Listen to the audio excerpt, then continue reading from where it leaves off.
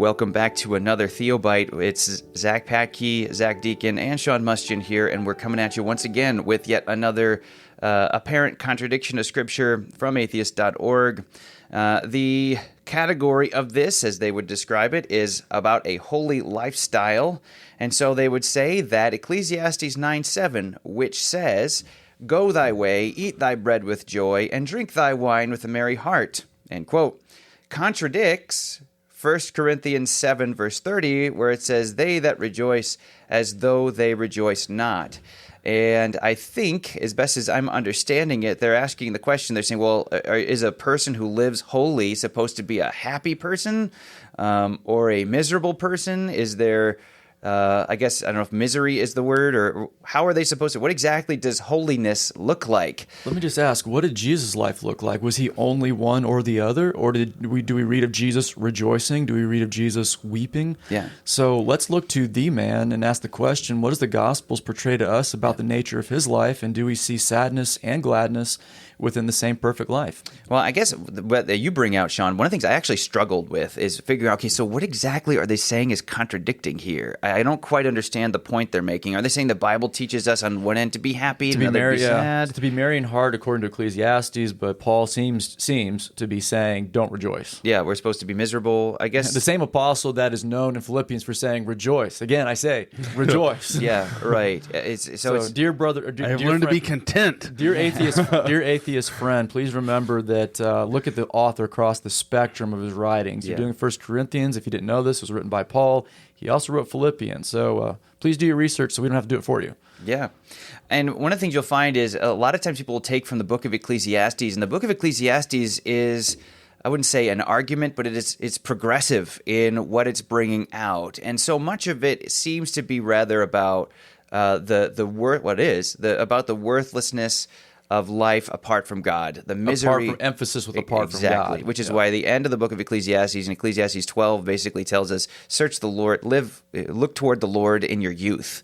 That idea, follow Him in your youth, and all the things He's bringing out. But also on that note, toward the end of it is the end of the matter. All has been heard. Fear God and obey His commands. That's right. That's the final conclusion of the book. And I guess I would say he's explaining the futile nature of life apart from God. And he's also, in the context, this isn't like, to be a certain way or one is more holy than another. But there's a whole point that he is making that is a logical conclusion. If you look at the text, I don't have the actual reference here. I think it's verse 7. There is one fate for the righteous and a fate for the wicked, for the good, for the clean, for the unclean, for the man who offers a sacrifice, and for the one who does not sacrifice. As the good man is, so is the sinner. As the swearer is, so is the one who is afraid to swear. This is an evil in all that is done under the sun. And there's one fate for all men.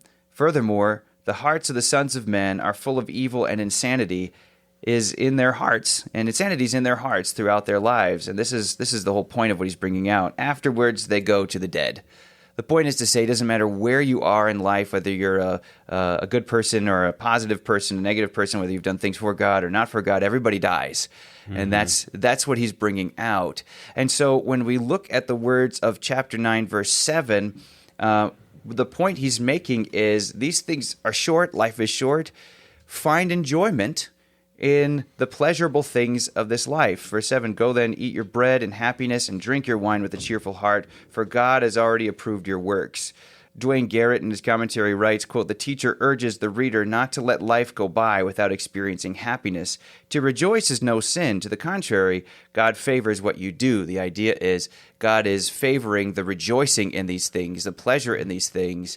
To quote what Paul says in another text in 1 Timothy, that God has given us these things to enjoy, 1 Timothy chapter 4. Yep. Marriage is one of the things that we're going to be looking at, 1 Corinthians 7. And even Solomon brings out in Ecclesiastes 9, these are things God has given to us for pleasure, for joy, and for enjoyment. Yeah. They are not in contradiction to holiness. Right.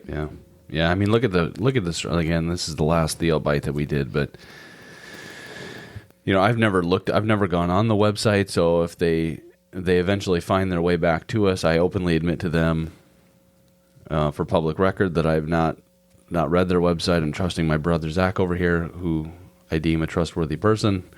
But just to bring out verse 7, if all you're bringing out is verse 7 on the website, I mean, look at verses 8, 9, 10. I mean, let your clothes be white all the time, and let not oil be lacking on your head, which alludes to blessing, which alludes to things going well for you, taking care of what you have, being a good steward. See life with the woman whom you love all the days of your vain life, which I always find when I've read through Ecclesiastes several times, the word vain life comes up repeatedly. Yeah. Not to say that your life is meaningless, but well, the vain in enjoy, this, real quick, it can have the idea of breath, the quickness of your life. Thank you for that. And so, and there's some nuances to it depending where in Ecclesiastes, but a general kind of idea of it's fleeting, it's passing. Yeah. But then, and so thank you for that. So the quickness of your life is going to be clearly throughout Scripture is taught. Your life is here today and gone tomorrow. Right. Your life is a vapor. James says. Your life is a vapor. So enjoy your life. Yeah. Enjoy what God has given you. I like that Sean brought up the last few verses of Ecclesiastes. Mm-hmm. That to me is the mentality of the entire book. Right. You're going to experience in your vain short breath of a life. You're going to experience blessing, mourning. You're going to see the wicked from our perspective. What would look like be blessed. Yeah. You're going to see things that are confusing to you. All of that is to not negate the fact that you are to enjoy what God has given you in a godly way. Yeah. In verse 10, I'm sorry, whatever your hand finds to do it with all your might. For there is no working or explaining or knowledge or wisdom in Sheol where you are going. Enjoy your work. Yeah. You're gonna die. Sheol being the grave, right? Yeah. Exactly. So Ecclesiastes is presenting a general life principle to us, whereas in 1 Corinthians, Paul is dealing with a particular season, maybe even unique to some things the Corinthians were going through. Yeah. Yeah, 1 Corinthians 7 is an important text on the issue of marriage, which Zach read for us, and Solomon had just said, enjoy, verse 9, enjoy life with the woman whom you love all the days of your fleeting life, which has been given to you under the sun. That there's marriage there, and 1 Corinthians 7 also brings out the concept of marriage because the whole text is about that. Questions about marriage and divorce, questions about giving in marriage and things along that line. So this is, if we're going to get the whole context of that portion in 1 Corinthians 7, Paul is kind of honing in on a point at this point. The issue of being single, having the gift of singleness, whether you're single, whether you're married. He says this, brethren, the time is short. This is verse 29. The time is short. It sounds very similar to what Solomon's saying. Mm-hmm. So that from now on, even those who have wives should be as those who had none. He's not making a command that you shouldn't get married, but what he's saying is because the futility, because of the shortness of life, the time is, and what is going to come on the other side of it, the time is coming where people who are single, it's going to be like, we're going to be equal in that way. Verse 30, those who weep as though they did not weep. Weep for what? Weep because you're single, weep because of marriage issues. Those who rejoice as though they did not rejoice. Why would they be rejoicing? Because they're married? All these things are in the context of marriage. That's one way to as we're looking at it. Those who buy as though they did not possess, and those who use this world as not misusing it. For the form of this world is passing away. I've been trying to read through 1 Corinthians for a little while now, and that's why I was a little confused when I saw how this is going to be. Like, what I was in agreement with you. Like, what exactly is the contradiction here? Yeah. And 1 Corinthians 7 is so clearly about marriage, and I would say this very humbly, I'm not even sure exactly what Paul is specifically addressing, because I don't think he necessarily tells us either, because in the very first verse of chapter 7, he says, now concerning the things about which you wrote. Mm-hmm. So there was some communication back to Paul that they were asking him about that we don't know. Mm. And so, I still don't necessarily see where the atheists, respectfully, and I'm not saying I understand everything about 1 Corinthians because I'm not even close, but how they would, in any way, shape, or form, associate this with Ecclesiastes. I just don't know. I struggle to see. Before we wrap this, let me just give my 2 cents on this. Ecclesiastes as a book gives general life principles. It's almost like the second part to Proverbs coming from two different perspectives. But generally, how do we see life from the 30,000-foot view? Paul is writing to a particular church in a particular time. And I would point out to us the beginning of this passage, verse 25 and 26. Now concerning the betrothed, I have no command from the Lord, but I give my judgments as one by the Lord's mercy is trustworthy. I think, here's the catch. I think that in view of the present distress, it is good for a person to remain as he is. Paul is back and forth with the Corinthians throughout the Corinthian letters. There's particular things he's addressing.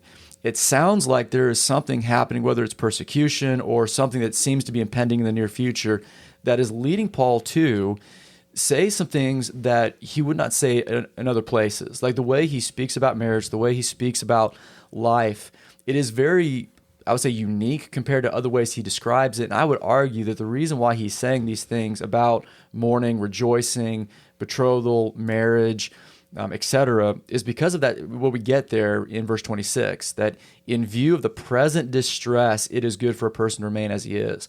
Paul seems to be speaking of a very particular situation that he doesn't disclose to us, but we shouldn't be surprised by that.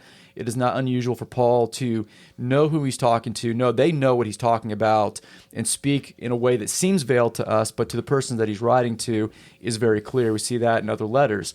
And so there seems to be a seasonal thing happening for Paul right now where he's saying, hey, this is the reality that we currently live in. Remember, Corinthians was written to the Corinthians, not to the American church. It was written for us, not to us. And that Ecclesiastes, not contrary, but in a different manner, is speaking to life in general. Yeah. So those are the two things I would point out about both texts. That's my 2 cents. Yeah. I'm done. And I'll end with what I'm going to say is I would say I think Solomon says death is coming, and so enjoy the good things God has given. Paul is saying something similar. The end of all things is coming. Be faithful in serving God where you're at. Yep. There are two sides to the same coin. Enjoy what we're supposed to do. Be faithful to serve. Just because somebody's married, it doesn't mean that they have an excuse not to serve Christ, because he's bringing out the things of the world. Those who are married have to deal with the things of the world, which, again, we could get into that a little bit more, but I think our time is gone already. The end is coming. Be faithful to serve. The death is coming. Enjoy the things God has given. These things don't contradict. They harmonize. And so with that, thank you so much for joining us on this Theobite. Lord bless you. You have a great rest of your day.